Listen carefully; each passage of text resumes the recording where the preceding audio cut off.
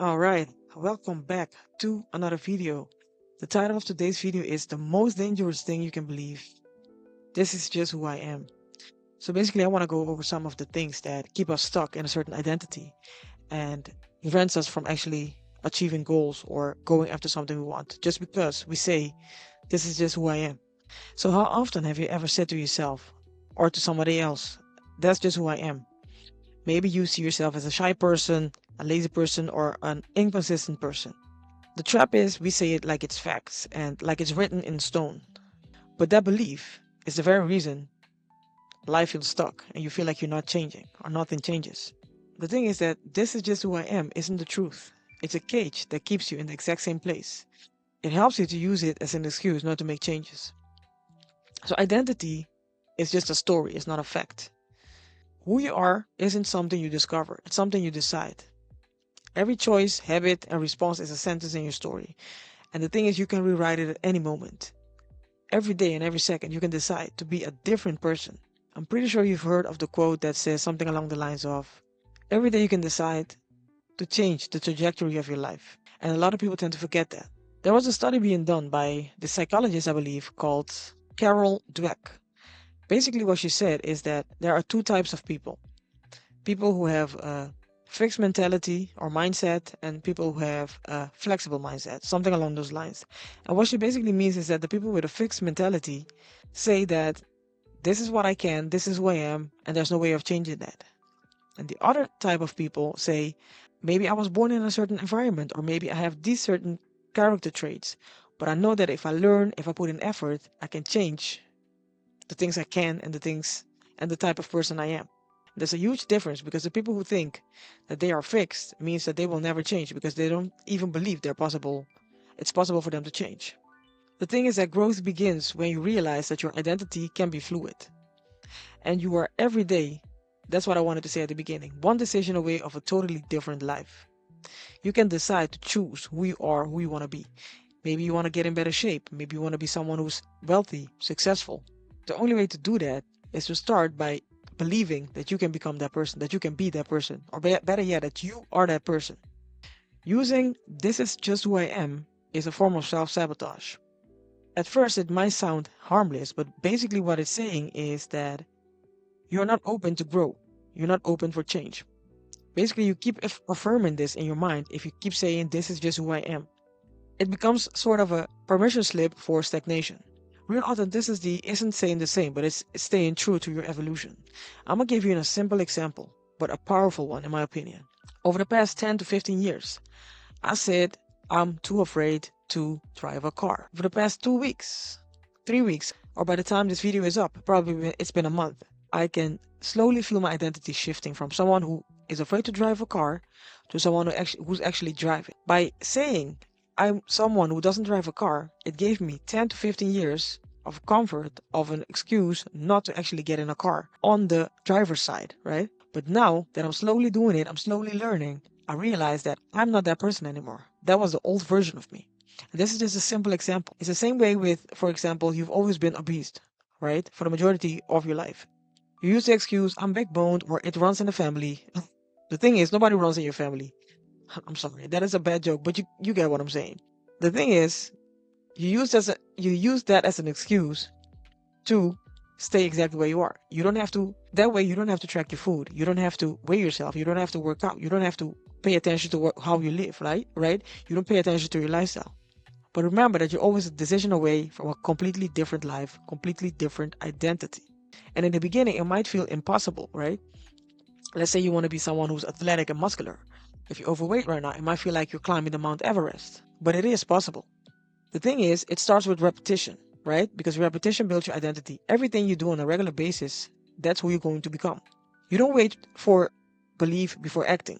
Belief is the byproduct of repetition. Every consistent choice sends a message to your brain, this is who I am now. So instead of sitting and waiting for you to become that person, start doing the things the person you want to be does on a regular basis. I hope that sentence makes sense, but I hope you understand what I'm saying. This way, slowly but surely, you will become that person. But if you sit around and wait, it's never ever going to change. Like I said, action creates belief. And confidence doesn't come first, action does.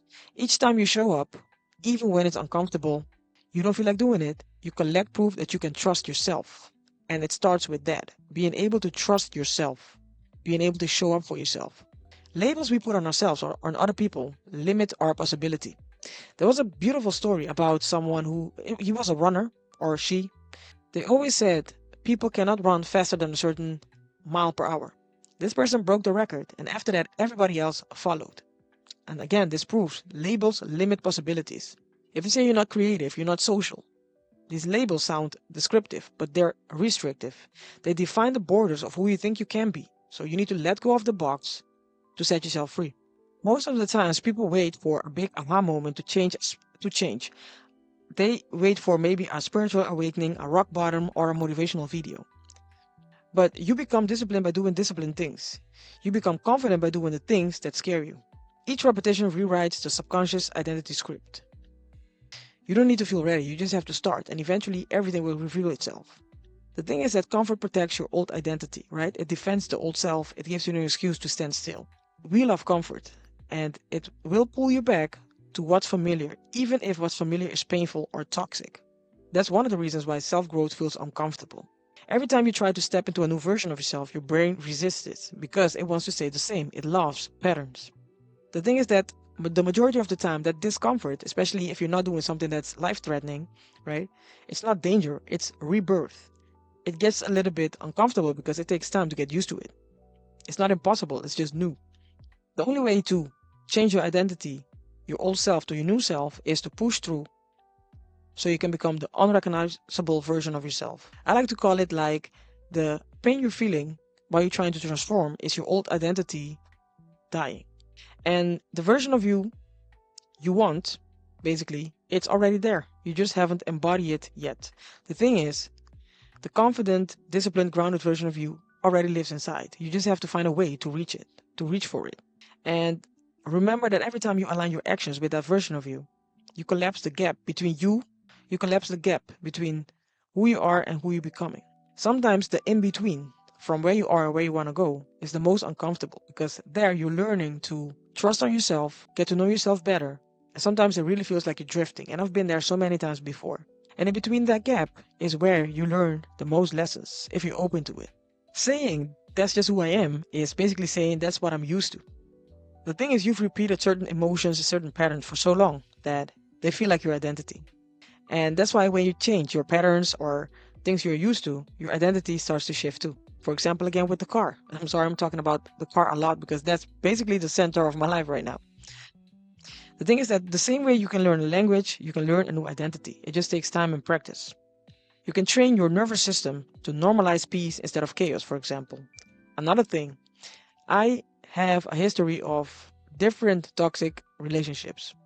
Now that I've met someone who's actually peaceful and calm and organized, it feels a little bit uncomfortable sometimes. But then I say to myself, this is only feeling uncomfortable because I'm used to something else. But again, you can train your nervous system to normalize peace instead of chaos, focus instead of distraction, confidence instead of fear. Repetition is a thing that changes your reality.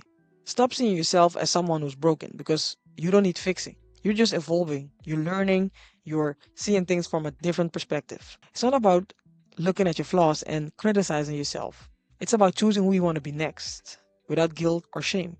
Just accept the old version of you and then say, from now on, I'm choosing different. You're not fixing yourself, you're reprogramming the habits. And you don't have to hate on who you were.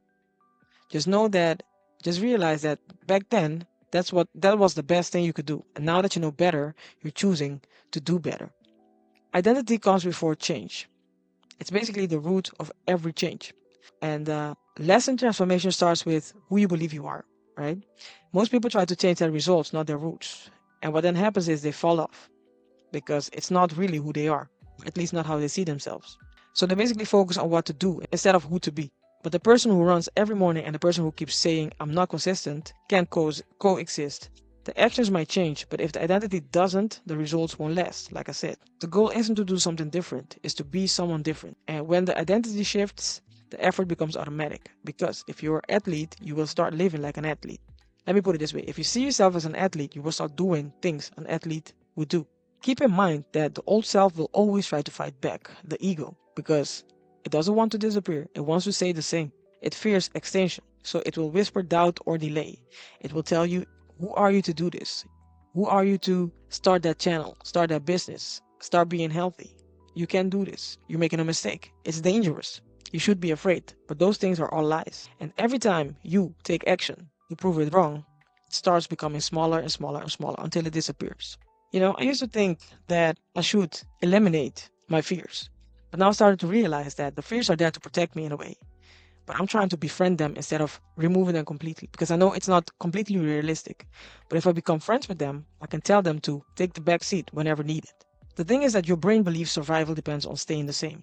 So whenever you try to change, you will encounter resistance. Another thing that people tend to forget is if you want to become a better version of yourself or a different version, you need to pay attention to your environment, right? If you want to stop smoking, you can't stay around people who smoke. You can't evolve in the same environment that created the old you. So you need to start changing things. I'm not telling you to move across the world or to a different city, but slowly but surely start adjusting things in your environment. This might mean changing your habits, your routines, even the people you spend time with. The thing is that if you're trying to become a new person, but your world constantly reminds you of the old version, you'll feel a split. You will feel like you're caught in between two worlds. So surround yourself with evidence of who you're becoming, not who you were.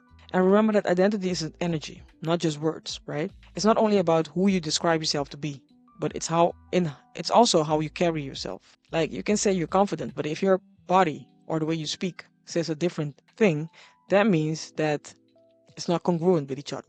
And people will see right through that. I believe that the majority of us have the best intentions and are doing their very best to be the best version of themselves. So basically, it's not really changing into someone else. It's about coming home to yourself, right? The best version of you has been buried under maybe negative habits, negative beliefs, negative self beliefs, and stuff like that. But once you start making changes, you basically return to yourself. Growth isn't about becoming someone new, it's about removing the noise and remembering who you've always been. And when you let go of those false layers, that ego, the fears, the labels, the limits, what remains is your true self, limitless, conscious, and free. And the real freedom comes when you realize you can always choose again. I saw a quote once that said, move because you're not a tree, something along those lines. And it's funny, but at the same time, it's true. We don't have roots in the ground. We can always choose to go into a certain direction. The only thing that keeps you stuck is your attachment to the old story, right? Every day is a fresh chance to choose differently and become the person you were meant to be. And stop letting the opinions of other people hold you back, because a lot of us fall victim to that. People don't really think about you as much as you do, trust me.